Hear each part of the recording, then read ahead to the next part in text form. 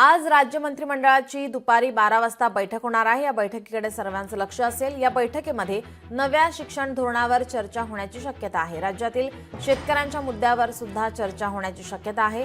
तसेच वाढत्या उकाड्यामुळे राज्यातील पाणी साठ्यात वेगाने घट होते, यावर चर्चा होणार का याकडे सुद्धा जनतेचं लक्ष आहे।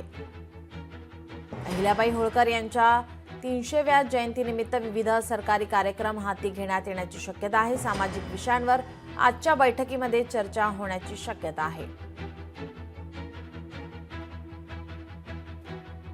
आपले प्रतिनिधी स्वप्नील जाधव आपल्यासोबत जोडलेले आहेत। स्वप्नील, राज्य मंत्रिमंडळाची बैठक होणार आहे दुपारी 12 वाजता। या बैठकीमध्ये अनेक नवीन मुद्दे या ठिकाणी उपस्थित केले जाणार आहेत। या नवीन मुद्द्यांवरती चर्चा होण्याची शक्यता आहे।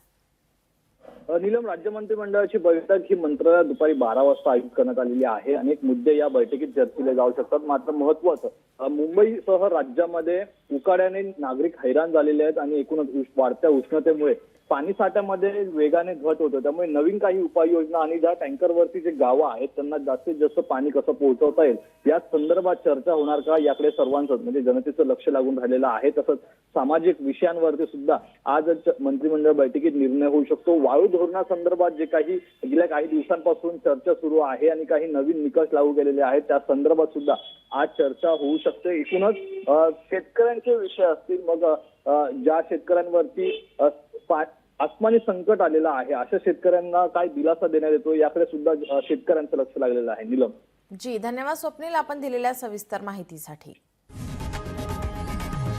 लोकशाही मराठी ऐका, पहा, जागरूक रहा।